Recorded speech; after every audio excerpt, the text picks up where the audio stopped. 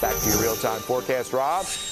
We're not finished with the rain. That's it, just 470 million. That's all you get? That's all you get. Can't even live off of that these days. Let me show you a look outside because we do have a little bit of haziness, some fog out there that I'm tracking.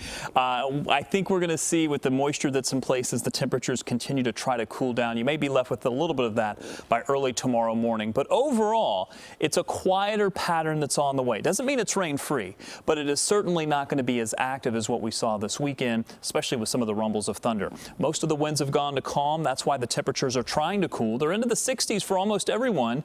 We're a few 50s showing up, but most locations just reporting some cloud cover or a little bit of that fog that we're seeing, especially into northwest Indiana, where the visibilities are down to around a half a mile or 3/4 mile visibility. If you have to be out traveling overnight over the next several hours, just be careful if you're going to be driving. There may be some areas of patchy fog.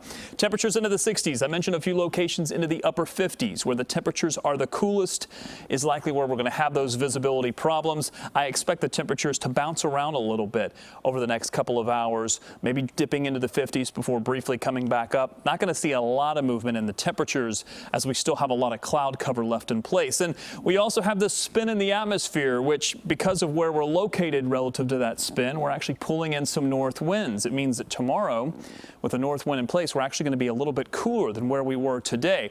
Hoping to get into some of these clear skies if this system can move out a little bit more quickly, but it's very sluggish, very slow to move. Here's how it'll look on our satellite and radar tracker.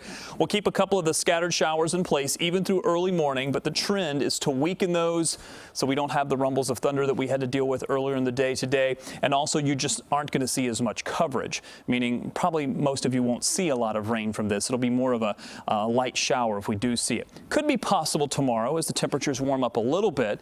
I'm going to leave a rain chance in the forecast, a few showers here and there, but likely not as much coverage as we saw today.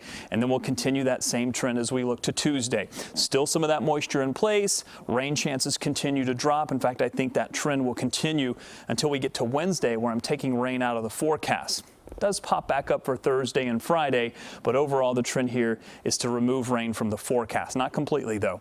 Look at the temperatures, though. 70 for tomorrow. That's pretty close to where we should be for this time of year, which we haven't seen for a while. But then each and every day we start to add on some degrees to the temperature so that by Friday and Saturday we warm right back up into the mid-70s to close to 80 degrees by the weekend. And I mentioned that it looks like we're going to see a big warm-up stay with us for a while. The 6 to 10-day outlook from the Climate Prediction Center calls for a decent chance, an above average chance, that we're going to see temperatures above the average. So likely in the 70s, close to 80 degrees, all the way out for about a week and a half away. As far as your forecast for tomorrow, do expect the possibility of some showers, mainly the early part of the day. By the time I get into the afternoon, I think I'm going to see some of the clouds part, maybe even a couple of rays of sunshine. As we approach Wednesday, that's when we're hoping to take the rain chances out. They're there for Thursday and Friday, but they're not big chances. Jim? Thank you, Rob.